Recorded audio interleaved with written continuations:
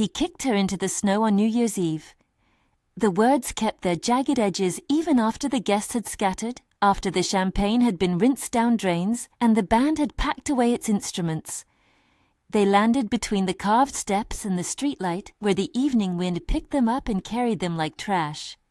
"Get out," Max said, voice loud enough for the neighbors and the cameras and the cousins who loved gossip more than family. "You're nothing but a climber. You don't belong here." Sue stood on the threshold of a life she had thought was secure and watched it close like a door. Her coat hit her knees, snow crusted at the edge of her boots. In her hand, the pendant, an oval of dull gold on a thin chain. Its centerpiece, a cloudy gem the size of a fingernail, had already split. A seam opened down its middle like a small wound. Max shoved it with the toe of his shoe until it broke cleanly into two, and the pieces skittered across the marble like spilled teeth. There were cameras on the mantel because this was the Dunn family's New Year's party. Polite, curated, full of people who documented themselves in soft light. Jill smiled from a cluster of women who wore new gowns and older appetites. Her lipstick was the color of menace. Somewhere in the house, a phone pinged with a clip that would spin through feeds for the next 48 hours. Sue only knew two things that evening with absolute clarity. One, the pendant was the last physical proof of a woman who had been gone a long time, her mother, and the other, she was pregnant. She did not scream. That would have been easy. Dignity, or something like it, had been one of the few luxuries left to her. So she bent to collect the fragments. Her hand trembled when she gathered the two halves. The chain had snapped. The tiny clasp hung like a question. Max watched, face turned away as if the scene was only a minor inconvenience. He had the expression of someone 5 seconds away from being invisible to the people who mattered. The next morning there would be a statement, an Instagram photo of Max and Jill under a single spotlight, smiling as if the moment had always belonged to them. In the months that followed, the snow melting into a waste of brown slush, Sue learned the peculiar cruelty of public shame. The Dunn family, who had once clapped politely at birthdays, removed her name from invitations and albums. The small circle that had called her friend became a chorus of "told you so" and classic. Max petitioned for a quiet divorce first. Then, when the silence wasn't enough, he staged a spectacle, an open letter to the press, an interview on a morning show where he spoke in even, hurt tones about compatibility and new chapters. Jill's hands were always visible in the photos that accompanied his statements, steady, practiced, like someone who had rehearsed being wanted. At night, Sue would hold the pendant halves and imagine a mother she remembered only in sepia. A woman with hands that smelled of lavender and ink, who had told Sue, on the night she gave her the pendant, that one day it would remind her of where she came from and what she carried. "Keep it close," her mother had said, "and nobody can call you nothing." The pendant had been small protest, small defiance. It had been the last heirloom of a family folded away from public life. Now it lay in Sue's palm like a map with its root burned. She left the house with a duffel before the first light, and for weeks it seemed the world had made room for her to disappear. At the time it felt like an exile. Later she would call it a clearing. Max consolidated their life into 2 Instagram feeds and 1 public relations account. He became artist and subject, photos of canvases and candid studio shots. His name carried that weight. Beautiful colors, notched frames, the occasional arresting headline. Gallery openings continued, but attendance thinned. Critics were cruel in oblique ways. Reviews that spoke of personal turmoil and the artist's messy life. Words that read like evidence without naming the person they chastised. Dealers whispered that scandal was a market fluctuation. Artists never liked drama that didn't translate into sales. The worst of it, though, was Hannah. Hannah's face was a small private world. The roundness of her cheeks when she laughed, the stubborn, particular way she folded pajama sleeves. Custody became a new language full of lawyers and forms. Max's attorney spoke of temporary arrangements that would benefit the child, and in the lull between decisions, Sue found herself with fewer visits, and then with letters requesting meetings in neutral places. By the time Hannah was 4, Max had secured a routine that put him on nearly every weekend. He visited with an ease Sue did not possess anymore, as if he had been trained to appear both magnanimous and embittered in equal measure. Publicly, Max framed the split as an unavoidable drift of two lives. Privately, Jill curated an image of domestic perfection on her accounts. Sunday brunches, candles, the illusion of a mother's steadiness. The irony of motherhood as social capital did not escape Sue. When she watched the sponsored posts and the soft focus videos, she felt like a relic who could not be catalogued. The fall, the stripping away, had many small humiliations. There was the night a live stream caught a cousin calling Sue a nothing, framed by an ornate fireplace, the cousin's voice tremoring with righteous certainty. The clip spread through forums and comment columns. People annotated it, discussing whether someone could be an orphan by choice, and whether that choice made them less worthy of respect. Trolls dug through every thread of Sue's life, looking for the seams to pull. Old schoolmates dug up photos and laughed at outfits, at the expression in a black and white image of a younger Sue who had once been joyful and unaware of how cruel the world could be. There was a gallery owner who removed Max's pieces from a show, citing unforeseen PR complications. That move rippled through the scene. Max's name, once synonymous with rising, became qualified with now, and recently beset by scandal. Sponsors suggested postponing features. The industry that had once been on his side blinked and turned. The humiliation was not a single moment, but a weather system that soaked into bone. But humiliation does not always result in silence. For some people, it becomes fuel. Sue had no plan. She had grit, though, the kind shaped by poverty and by small domestic rebellions. In a cramped apartment which smelled faintly of soy sauce and laundry, she set up a phone on a stack of books and signed into a platform she had always used to watch others. The first stream felt ridiculous. She talked about the pendant, she told a story about the snow and the sound of Max's shoes on marble. There were 12 viewers. Someone in the chat wrote, "Who is this?" and another typed a laughing emoji. Trolls arrived with predictable cruelty, but there were also 2 people who stayed until the end. They hit the little heart icon until it filled the screen. The rebirth, the slow kind that deserves its own accolades, began with those 2 people. They shared the link to a friend. Someone posted her stream in a small, earnest group where people traded recipes and bad career advice. In the comments, she learned how to position a camera, how to speak to an audience that wanted truth. Her voice changed over time, steadier, roughened by a year of hard nights and too loud radio, but it had a magnetism that could not be measured by beauty alone. She told stories of her mother's handwriting, of being made to walk home in the snow, of the pendant that had once been a promise.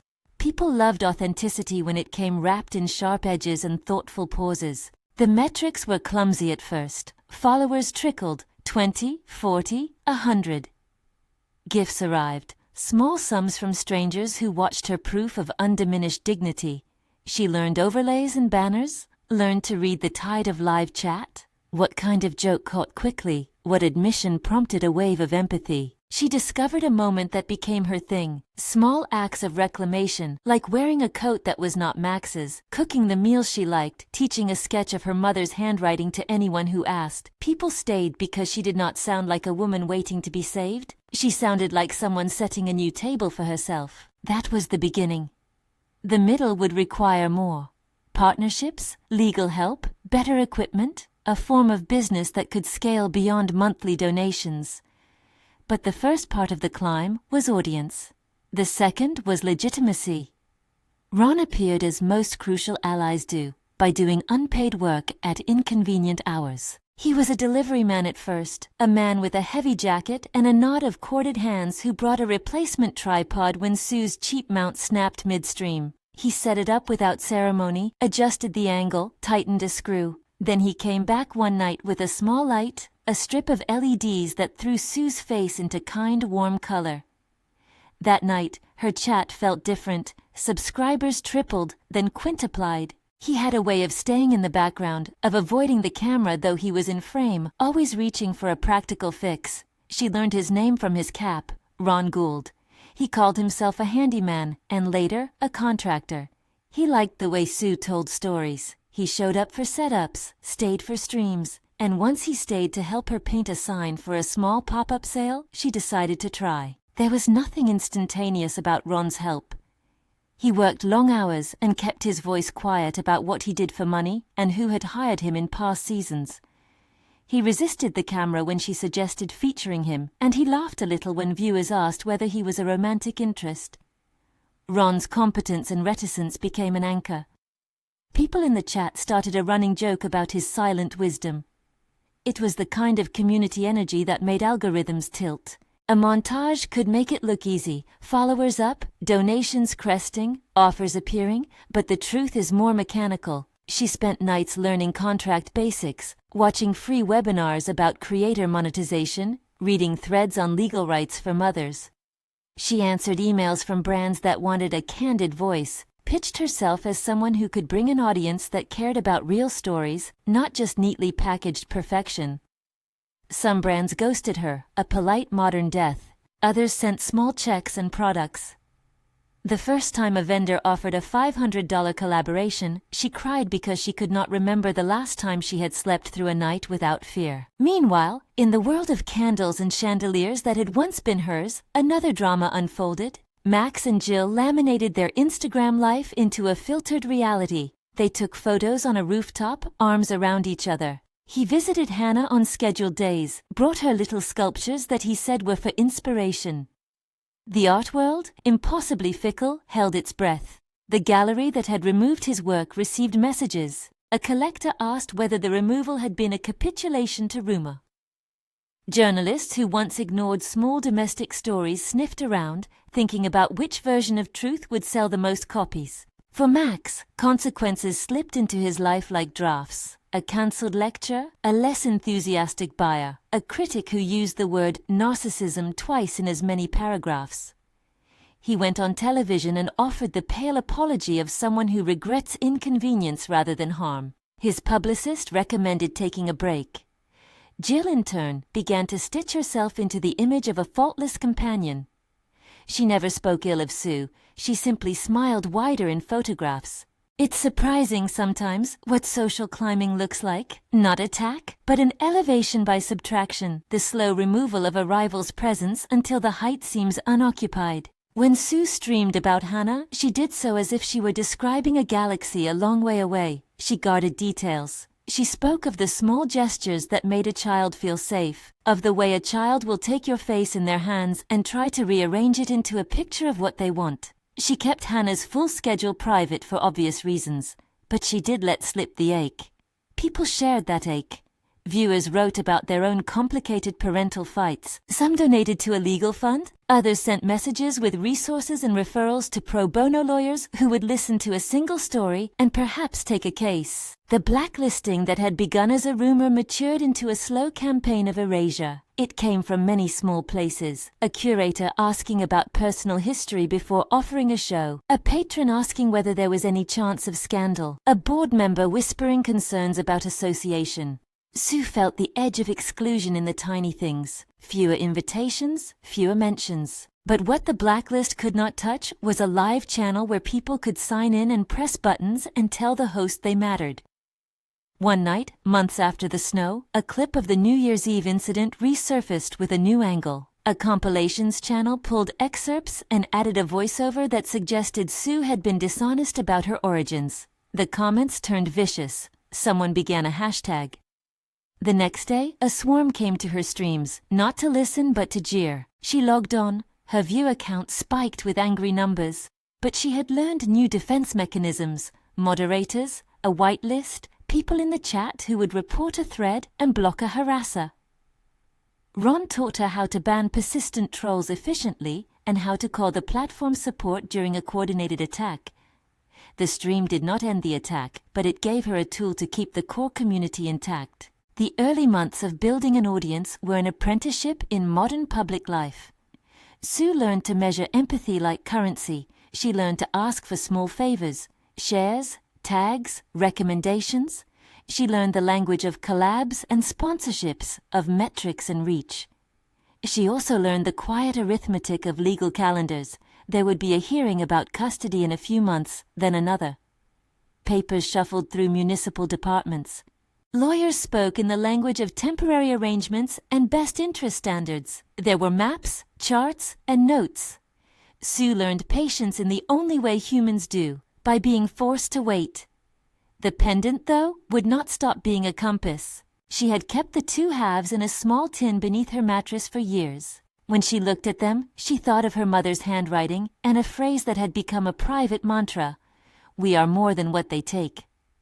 The pendant was not valuable in a way that mattered to the world then. It was sentimental. It belonged to her life's interior. But around the time her channel crossed a modest but meaningful follower milestone, the number that begins to draw attention not only from brands, but from people who did appraisals and manageables, she received an odd message. It came as an email with a subject line too formal for a fan mail folder: "Request, examination of jewelry remnants, York memorabilia." The sender's signature included a name and a phone number, and the name of a firm that sounded like an auction house. Sue's first impulse was suspicion. It could be a scam. She nearly deleted it. She nearly did nothing. But the note contained a sentence that lodged itself like a seed. "We have reason to believe fragments attributed to the York family may warrant examination for historical and material value." No price was mentioned. No guarantee. Just curiosity. And curiosity, in a world where objects are often proxies for untold stories, is a dangerous thing. She showed the email to Ron, who read it once, twice, then set the screen down like something hot. "Could be nothing," he said, which was both a professional answer and a private wish. The idea lodged anyway. People who watch have a habit of inventing futures for you. Viewers in her chat took up the idea as if it were a conspiracy. "York family," someone typed. "Isn't that the reclusive tycoon?"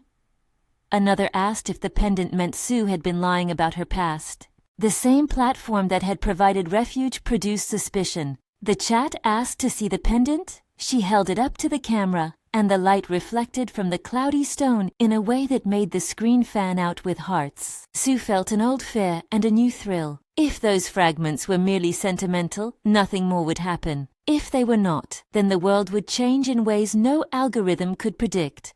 But she did not let herself get carried away. She walked into the street with the pendant folded in a tissue to a jeweler whose shop smelled of metal and bright polish, a modest man with an apron he had worn longer than his marriage. He nodded and said things like, "Intriguing, and could be an older cut." He gave her a card and said they'd call if anything unusual came up. That was the moment the story shifted tone. Suspension rather than lament. There was a small chance, however improbable, that the pendant's fragments were more than symbols. The possibility did not feel like wishful thinking. It felt like an inciting note in a long, complicated script. She told herself she could be patient. Life would unfold around the slow wheel of legal motions and platform metrics and small victories. She would keep streaming. She would keep building. Max, meanwhile, did not stay still. He tried to spin the same wheel he always had. Charm plus apology plus projection. He called for contacts to broker deals. Jill booked interviews on lifestyle shows.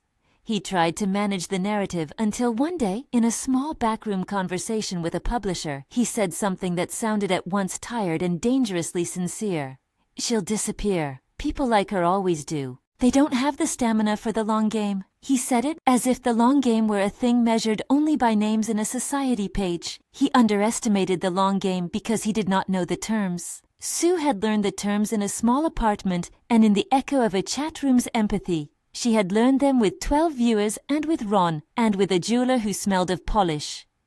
She had learned them because sometimes a human heart will not accept being catalogued as nothing. The first time a real transfer of power hinted at something larger came not in a courtroom or a gala, but in the hum of the early evening. Sue had set up a stream about motherhood and broken objects. A moderator, a woman who had become a friend, posted a link to an online legal aid resource in the chat. The viewers reacted like people who had been given directions out of a maze. Someone sent a $50 donation, another offered in private message the name of a photographer who could shoot a simple portfolio. Her subscriber count ticked past a number that made her account look authentic to algorithms that counted things. Then the email from the auction house returned.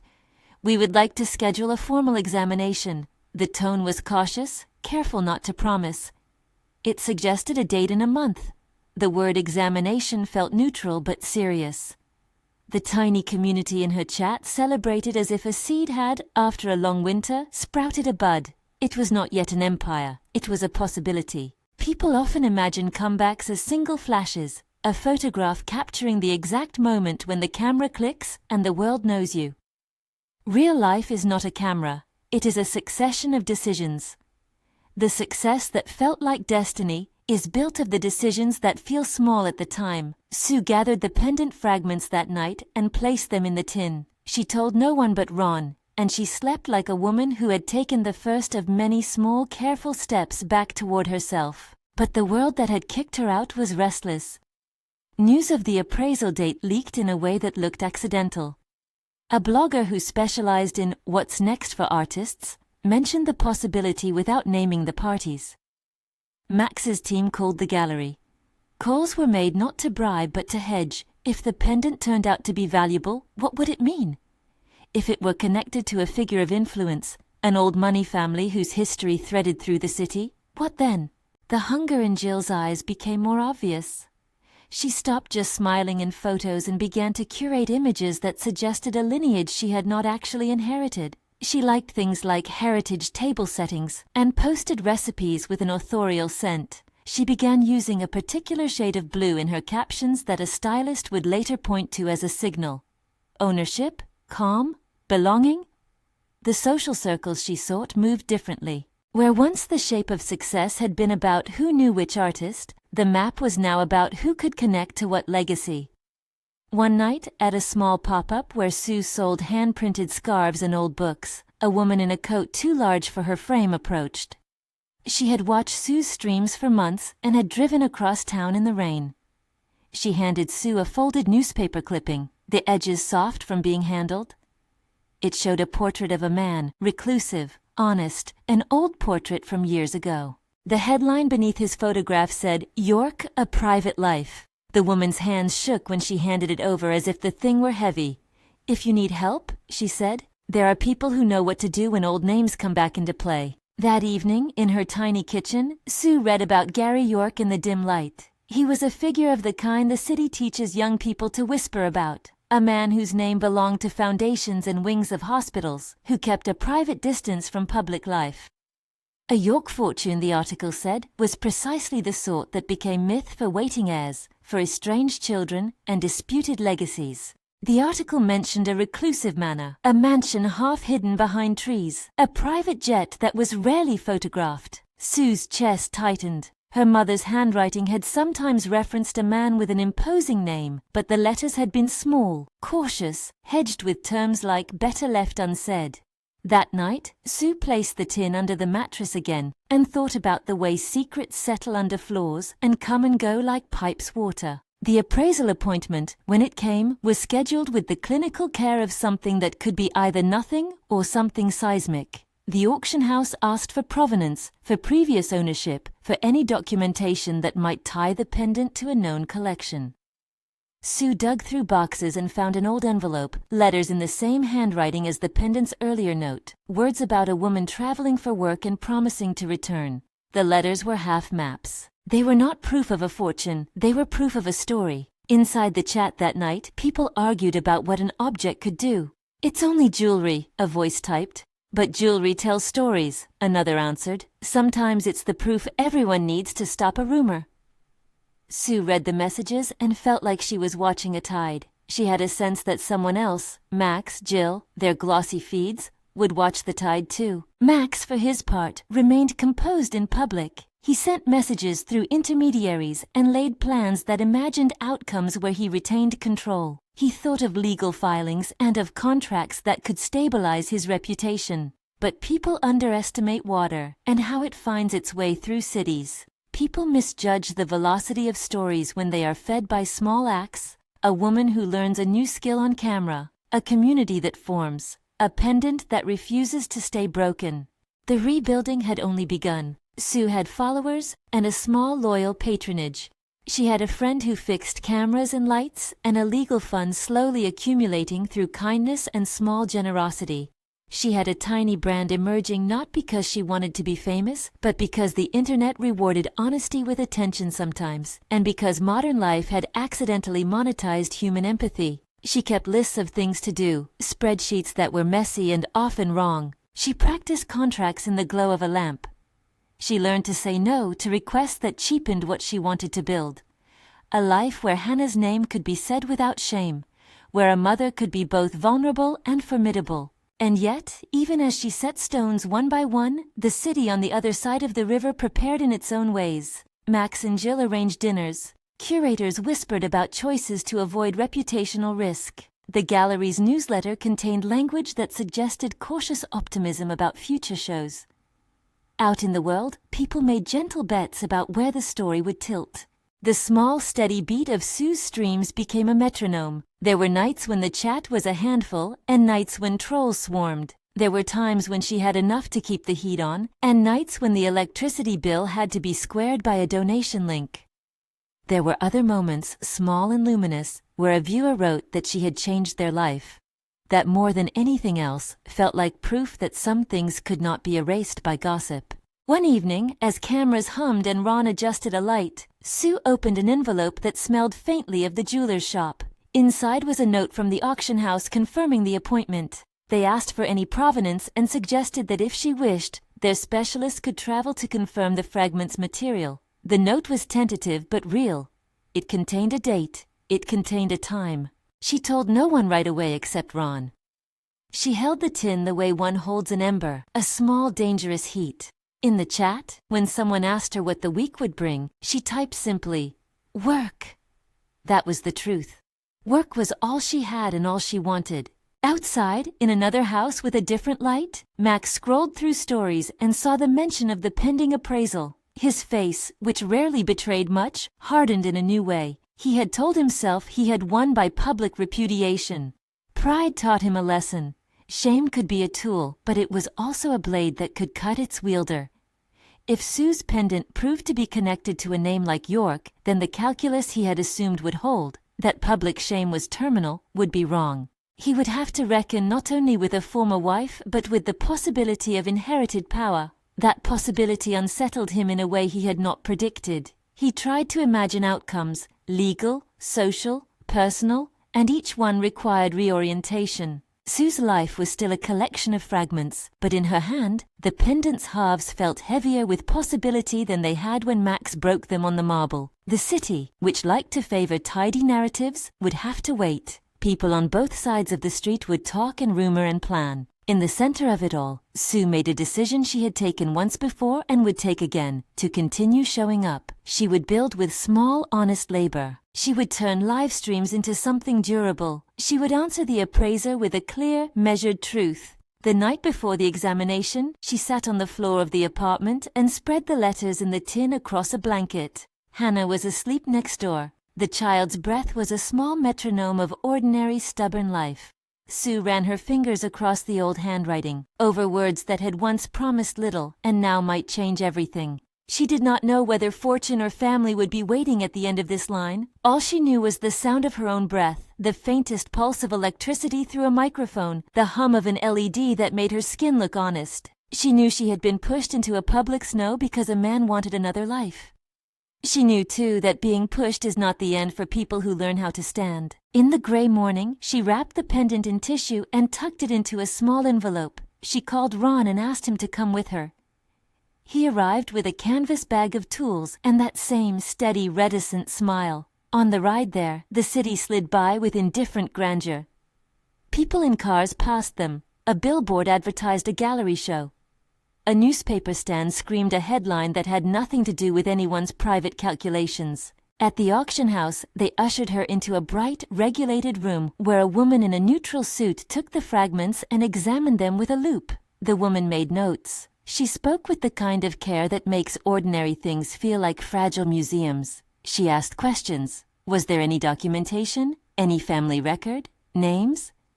Sue answered as best she could. She felt both ridiculous and dignified at once. "This will take time," the woman said, and in her voice there was no melodrama. She was an expert, a person trained to separate sentiment from material. She placed the fragments in a small tray and covered them with glass like a court of evidence. "We'll conduct tests," she said. "We'll authenticate. Then we'll provide a written appraisal." When she left the building, Sue texted Hannah a picture of a pastry and wrote, "Bringing you one if I can." It was a small domestic promise. Outside, the city hummed. People went to work. People argued on internet forums. Behind it all, a tiny envelope traveled into a lab where something curatorial might decide whether a pendant was more than a story. The first part of Sue's life after the snow had been the sound of her own hands, making, collecting, streaming, stitching a network together with the slow fidelity of someone who knows how to wait. She had made mistakes and been made small. She had also learned the economy of kindness and the currency of truth. When she walked back down the street after the appointment, Ron at her side, she felt something like a threshold again. Not the sharp shove of someone else's choices, but the patient opening of possibilities that only slow, persistent work can create. The appraisal would arrive in time. The city would watch. Max and Jill would continue their life of curated light. Her community would continue to vote with clicks and with dollars and with messages that mattered. The narrative had not resolved. There was no sudden deus ex machina, no cinematic reveal yet. The pendant sat in a lab, the law was a slow drum, and Hannah's face remained Sue's primary stake. But the mechanics were in motion. A small audience that loved her, a legal file forming, an auction house that had asked a question, and a partner who carried a bag of practical things, and the odd patience of someone who had learned the value of steady hands. He had kicked her out for his mistress. He had believed he had erased her. What he did not know, what no one outside the small room with the loop could know for sure, was that the fragments of the pendant might become an argument the world would be forced to hear, or nothing at all. Either way, Sue kept showing up, because between being erased and being seen, she had chosen the more demanding path, to build a life that could not be dismissed. The phone in her pocket buzzed, a notification from the platform she used, a pinned comment, a moderator's note, a small spike in viewers announcing a sudden interest. A new username had appeared, sending a message. Hi Sue, we represent families with historical collections. Would you consider an expert who specializes in York artifacts? The message was formal and polite and precise. She read it twice. Outside, the city tilted toward another late afternoon. Ron opened a flask of coffee and offered it to her. She accepted. For the first time in a long while, she tasted the bitterness with something like a future in her mouth. The long game had begun. The long game had begun. News of the appointment folded into the city's usual noise the way an extra page folds into a thick magazine, a thing that might be noticed, might be ignored. But in the river of attention that moves across screens and into living rooms, the pendant's small story had a way of snagging. Streams pinged. A micro-influencer posted a teaser. Someone on a collectibles forum ran a thread that threaded old York family references into a hypothesis. The platform Sue had grown on registered the term York alongside her username and flagged the spike for trending. Her chat filled with messages, prayers, fundraising links, snide curiosity, and a new kind of support. People offering translations of an old letter, a contact for a documentary researcher, a curator who asked to be kept informed. If you like stories about a quiet life rebuilt, the narrator would have told you to subscribe now, only once quietly, because the slow turn of events rewards persistence, not panic. The offer read like a light, friendly hand on a shoulder. She did not need it, but the platform registered the click as another small act of the long game. Between the threads of public interest and the hum of small domestic work, Sue kept building. She and Ron formalized what had already been happening. A simple agreement, written on a stamped page and signed with initials, acknowledging his role in operations and her role as creative director. He moved from the obscurity of a handyman into the title of Chief Operating Officer for a small company they'd registered with a modest lawyer's help, Hearth and Signal Media. It was the kind of name meant to sound earnest on the letterhead. It made sense when the lawyer folded his hands and said, "Legitimacy helps with partnerships."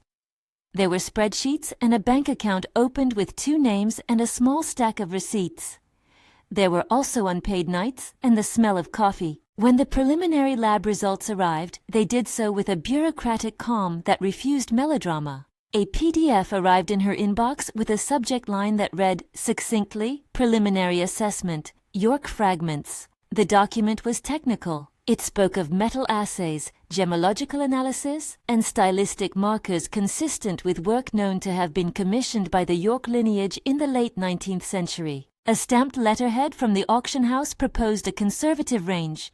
The fragments, once recomposed and presented with verifiable provenance, could place the piece in auctions with high-profile collectors and institutions, estimating potential realized value in the low hundreds of millions. The words "low hundreds of millions" landed in the chat like the first note of a symphony. Sue kept the message folded against her chest for a long minute before she breathed. She did not shout. She did not call anyone. She opened her stream that night and read to her camera the phraseology of the document, not as a claim but as a report, and watched the chat explode into a storm of astonished emojis. Some messages were skeptical, others were full of practical questions. One viewer asked what the appraisal might mean for custody. Another offered to recommend an attorney experienced in high-asset disputes. Max learned of the preliminary assessment the way he learned most things now, through a forwarded screenshot sent by someone who wanted to be helpful or opportunistic. It was hard to tell. He sat in his studio and watched the words, and the expression that crossed his face was not the practiced cool of a man who had rehearsed repudiation. It was the quiet of someone recalculating. He called his publicist. His publicist called his gallery. Conversations that had once been routine shifted into sharp-edged calls about contingency, statements to prepare, an interview to control the framing, and the need to shore up relationship capital before speculation solidified. On the day an independent appraiser flew in from the auction house, the city felt small and a little electric. Sue and Ron arrived at a neutral office arranged by the specialists, a modest suite with wood-paneled walls and a table that smelled faintly of lemon oil. The specialist who examined the fragments was precise. She did not flatter. Her loupe had a small bright circle on it that washed Sue's hands with light. She ran tests in a small lab at the back and returned with the clinical cadence of someone who had to ensure her words would stand up in any public forum. "We can confirm the fragments include a rare Alexandrite variant," she said, "with a cut and setting consistent with documented York commissions. We also found a partial maker's mark under ultrasonic cleaning that corresponds with a London workshop used by that family in the 1890s. With conclusive provenance, these elements make the piece both historically significant and highly valuable at auction." She smiled. Not shaming, not congratulatory, simply factual. "I will prepare a full dossier and a formal valuation. Given current market trends for family pieces with such provenance, you should expect offers in the low hundreds of millions, assuming chain of ownership can be established." Those last words, "assuming chain of ownership can be established," saved Sue from immediate fantasy and tuned the room to work instead of celebration. There were letters, bills of sale, the small genealogical friction of names. Sue produced the aged letters she had kept, the linings of a coat where a name had been written long ago, a small ticket stub from a train her mother had used. The specialist and her team photographed and archived everything. The process she'd feared had turned into a bureaucratic, painstaking series of verifications, dates, signatures, handwriting analysis. With each careful step, the case for the pendant's provenance became stronger, but nothing was yet final. Word slipped, and the city's attention tilted.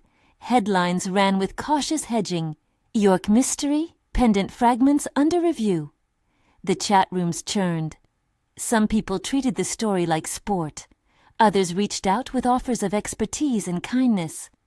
In Sue's streams, a new cohort of viewers arrived, collectors' pages, a documentary researcher, older historians, people who had the patience and curiosity to follow a chain of evidence. With their arrival, donations shifted toward legal support as well as toward better equipment. Small checks that had once meant groceries now padded an escrow fund for authenticity and counsel. Those who had assumed erasure were wrong about how human momentum works. A life rebuilt with small pieces of labor accumulates weight in time. Contracts were offered, first small collaborations, then larger ones as Sue's reach crossed into new audiences. Her sincerity attracted a mix of home brands and cultural nonprofits who wanted someone with a voice that could cut through artifice. Hearth and Signal began to take clients on consignment, micro-influencers, artisans, managing a handful of creators with careful contractual scopes. They were not an empire in the gilded sense, but they were revenue-generating, and that mattered. When the auction house released a formal appraisal, it did so with the same care as the specialist had. The dossier was a thick package, lab results, photographs, letters with corroborating margins, and an expert's estimate. The value was presented as a range. The piece, if authenticated and complete, could fetch between $180 million and $320 million at international auction, depending on context and provenance reaffirmation. The document was signed and dated, embossed with the auction house's seal. It was not magic. It was a professional judgment. Max read the dossier the way someone might read a verdict in a language they only half understood. He called a lawyer who specialized in estates and in reputed objects.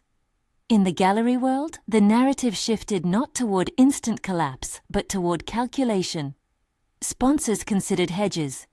Interviews were drafted. Jill began to post images that looked less like performance and more like positioning. Photographs of heritage-style decor, captions about humility and appreciation for enduring things. Her stylist chose wardrobe tones that suggested lineage. The feed, which had always been curated, became defensive. What no one could have staged was the way Gary York stepped into the story. He arrived to an appointment that had been arranged by the auction house for a private consultation. They had thought it appropriate to connect Sue with individuals who could provide corroborating testimony. Gary's presence did not arrive with a fanfare. There was no sweeping limousine, no dramatic entrance. He appeared with an older woman from the auction house's provenance department and a familiar, tightly controlled security detail. In the conference room, he looked as if he had been carved from the same stone as the leather chairs. Precise, measured, and not inclined to small talk. Recognition is sometimes an act of pattern matching.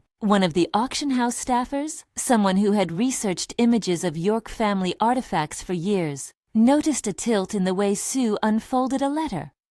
A particular stroke in the handwriting, a flourish in the Y that matched flourishes in old York correspondence. She would later say she only realized in the presence of his heir that the match had been more than stylistic. The sequence of documents and the man across from her fit in a way that required explanation.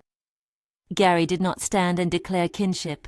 He spoke in the voice of a person who had practiced reserve. "Miss Chen," he said, and the name landed like an echo in the room. "My name is Gary York. I have been for many years removed from the public aspect of our holdings. There are reasons for that. Privacy, family complications. Your mother corresponded with someone in my family circle. I would like to examine those documents, and if the provenance is sound, to confirm whatever connection exists." The room blurred around Sue for a second. She felt the old letters in her bag like a live thing. She had imagined a man like this, of course. Would anyone imagine otherwise? But imagining is not the same as the actualness of someone who looks at a note and then at you with the sense of someone reading into a life. Gary asked for patience. He did not promise money, and he did not coax her into gratitude.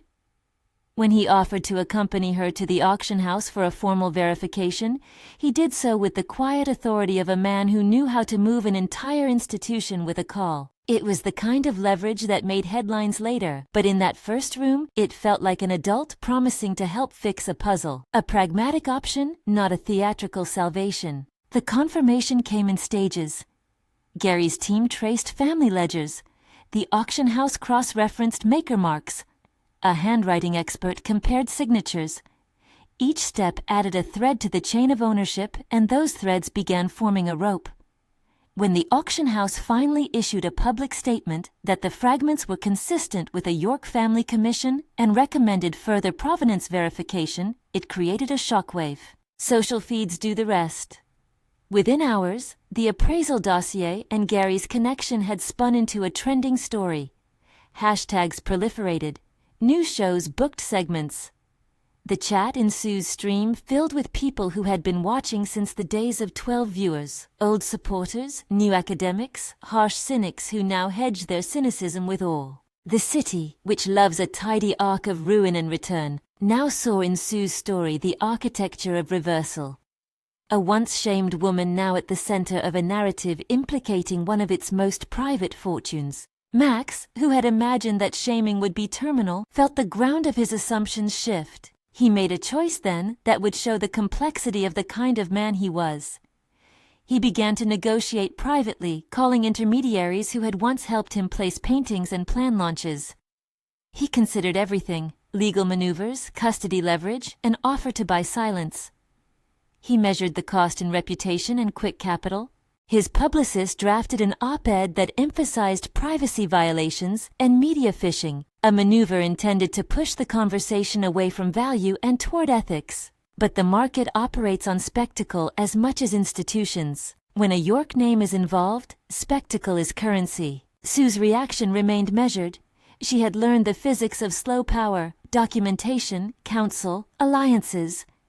She and Ron met with an attorney introduced by a viewer who had worked in probate handling. The attorney explained options without romance.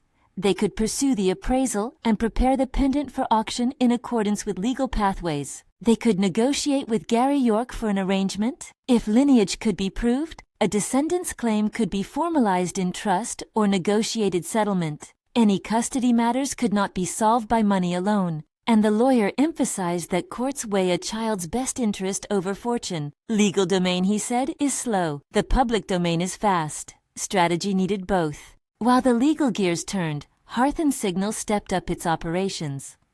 Ron began to shift from the background to a role of operational leadership. He met with potential investors, a boutique investment firm that specialized in cultural creators, a small venture partner who liked the idea of building a mid-sized agency for authentic voices. Negotiations were cautious and contractual. Seed capital meant for equipment upgrades, hiring a small legal team, and securing a rent-controlled space that could double as a podcast studio and event venue. It was not the sort of capital that buys marble, but it bought legitimacy and payroll. On a crisp evening, Max announced a comeback feast. A glossy event promising to celebrate new work, to mend bridges, and to reintroduce a life that had been interrupted. Invitations circulated, the gallery made space. It was meant to be a rebirth broadcast across the usual cultural columns. A champagne-tinged floor, critics in velvet, and a performance of decency. The world loves a comeback staged with the right music. Sue received an invitation, sent through a friend who did not yet know the shape of the plan.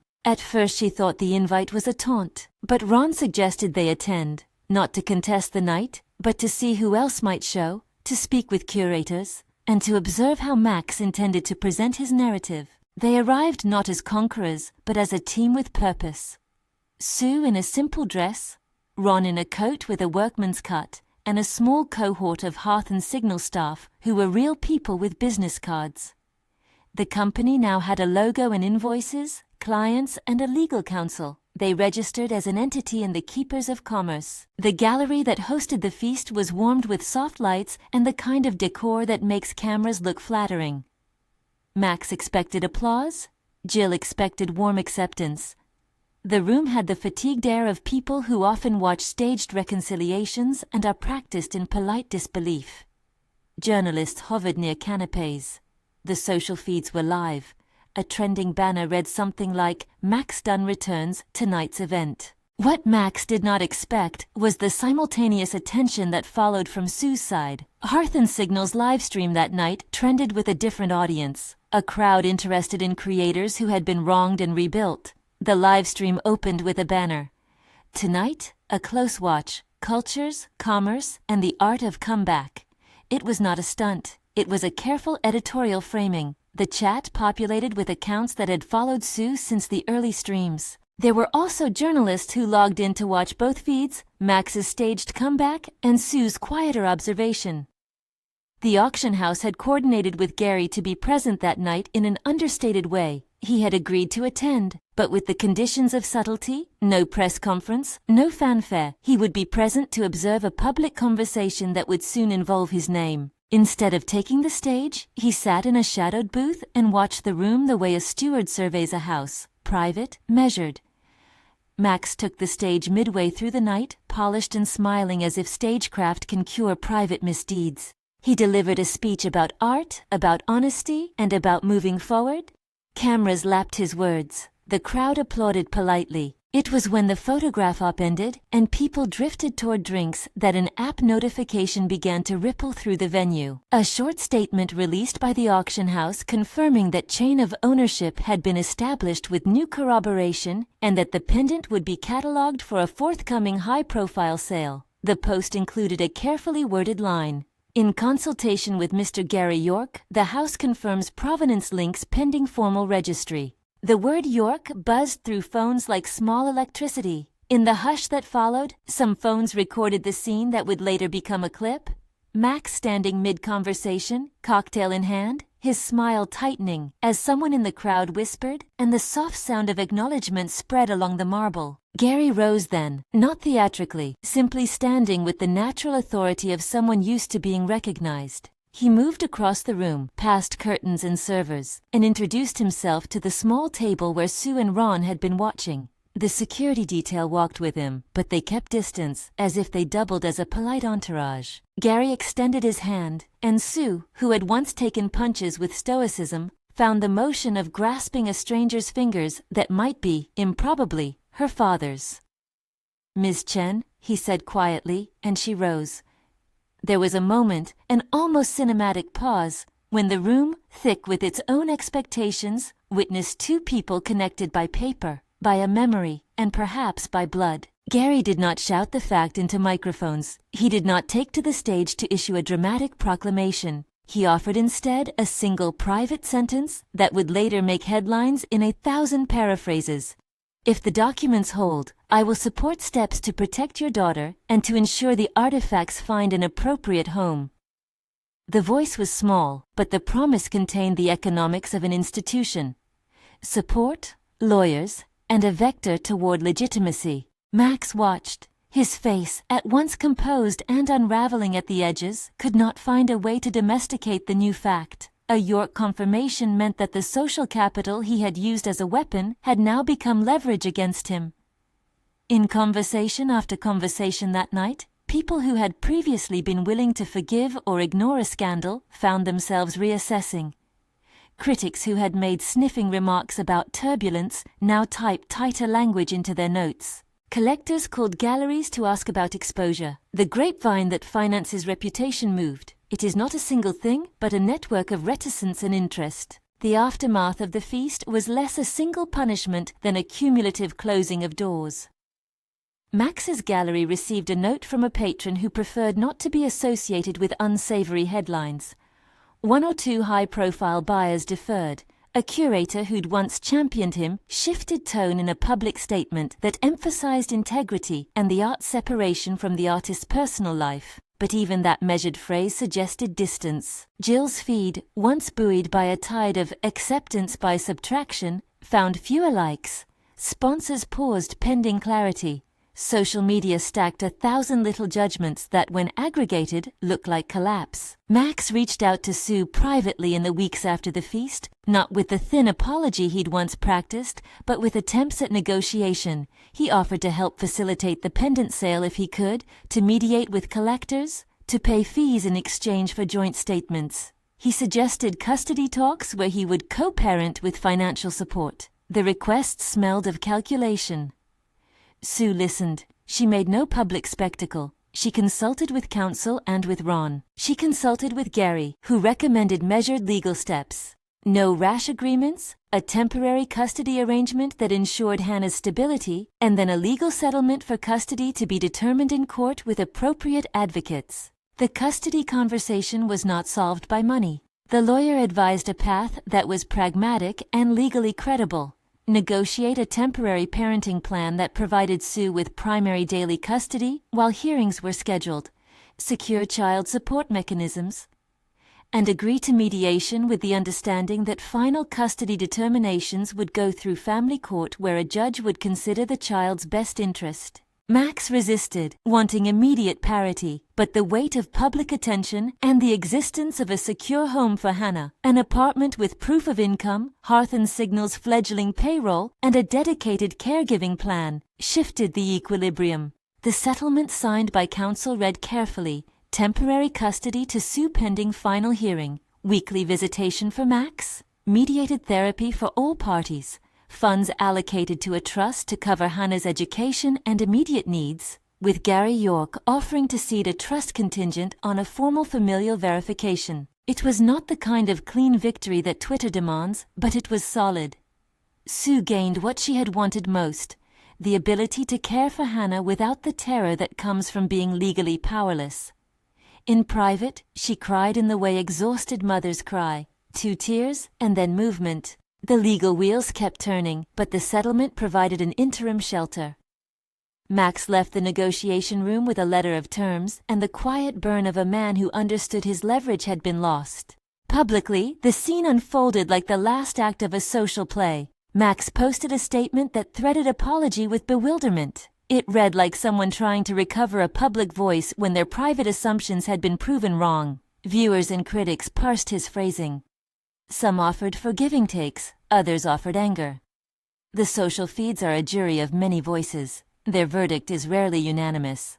In the weeks after the confirmation, Hearth & Signal grew in ways that felt like an honest accretion rather than meteoric rise. They hired a small team, a community manager who had once moderated Sue's chat, a junior producer who edited streams into vertical clips that caught algorithmic attention, and a legal advisor with nonprofit experience who helped with donor relations. The company began to take on clients, artists, craftspeople, and storytellers, helping them with brand partnerships and with monetization strategies that avoided the shallow, glossy trap.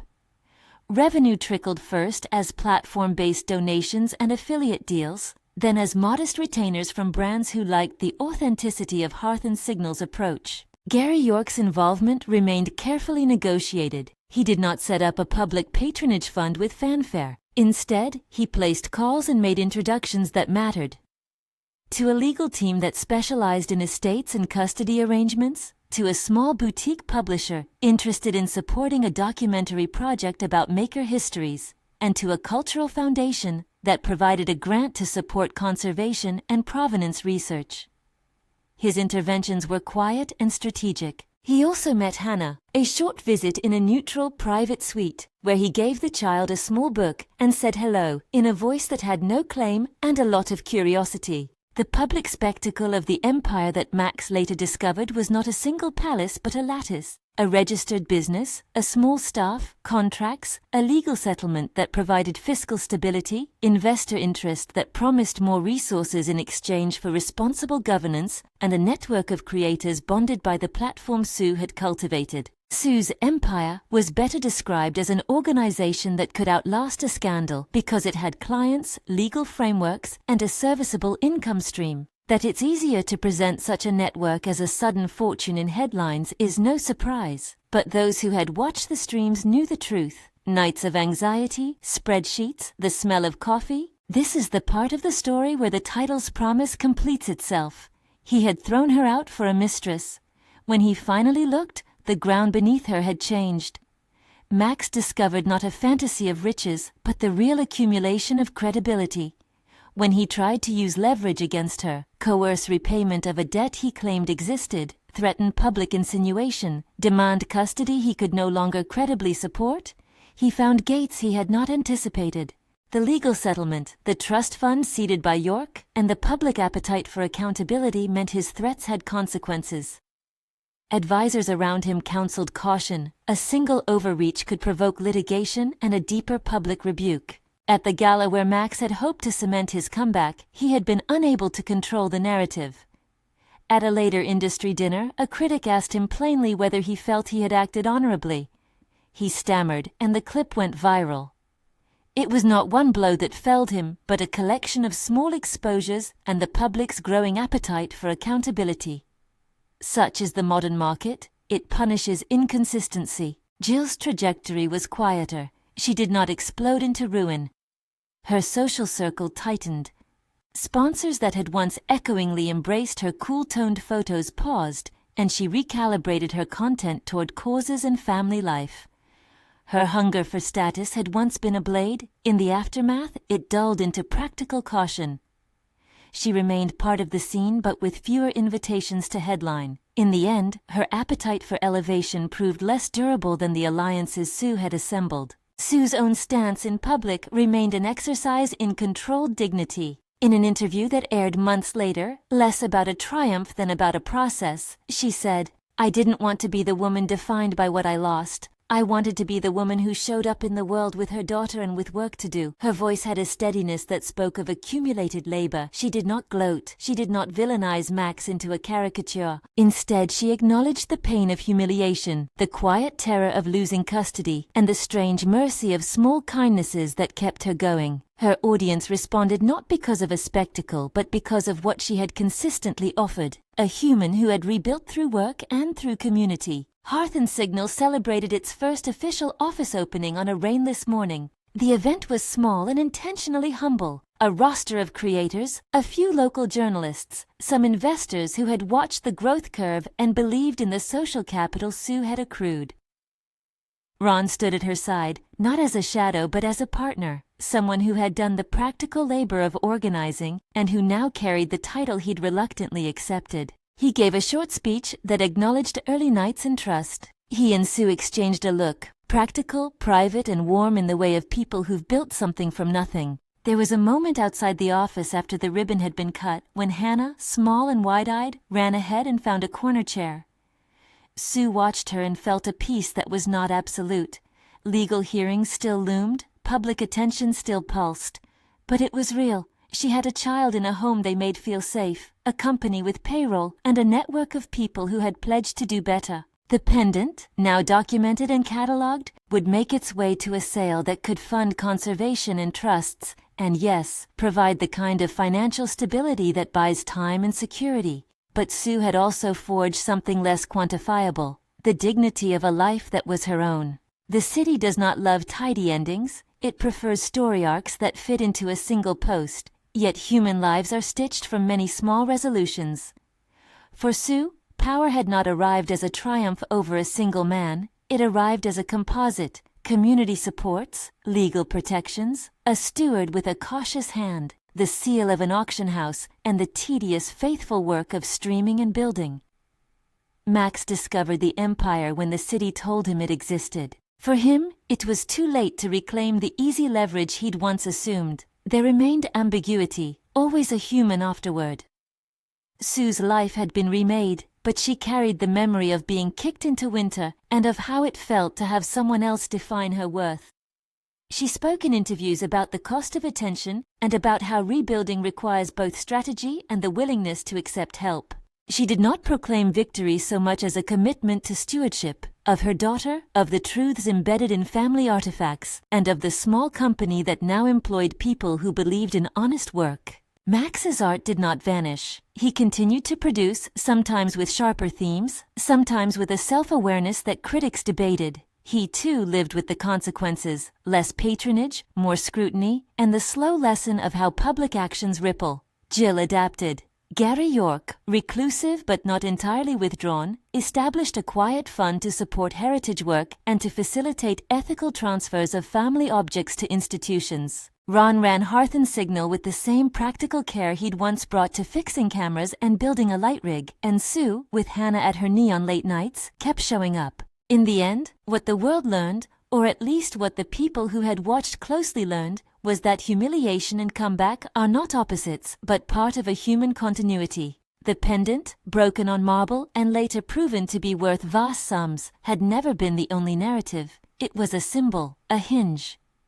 Sue's true achievement lay in translating the dignity that was hers to begin with into structures that could protect her daughter and make work that mattered. He had kicked her out for his mistress. When he finally looked, the landscape had changed. But it had changed because of patient labor, and because people who watched chose to help rather than only to judge. The spectacle of reversal pleased some and unsettled others. But for Sue, the end was not revenge as performance. It was a life rebuilt, messy, finite, and honest. If you want to dig into how she converted live streams into contracts and how Hearth and Signal structured its deals, there's a breakdown of their legal and business steps in the next piece. Subscribe to follow that deep dive. For now, the camera closes on a quieter scene. Sue tucking Hannah into bed, the small girl's forehead cool under Sue's palm. Ron carrying a box of equipment to be installed in the new office. Gary, a discreet benefactor, having done the quiet work of verifying a family's history. The pendant itself, catalogued and recorded, rests in a vault for conservation, no longer a broken token, but a document of provenance that opened doors. The last image is modest. Sue standing at the window of a small office, the city like a web of lights beyond, and she thinks of the snow that first fell on New Year's Eve, the cold that had felt like erasure, and of the strange, slow heat of a life rebuilt. She had been forced out into that snow, but she had returned as someone who understood work, who had gathered allies, and who had built an organization that would survive gossip and weather. He had thought he had erased her for a mistress. When he discovered her empire, it was too late.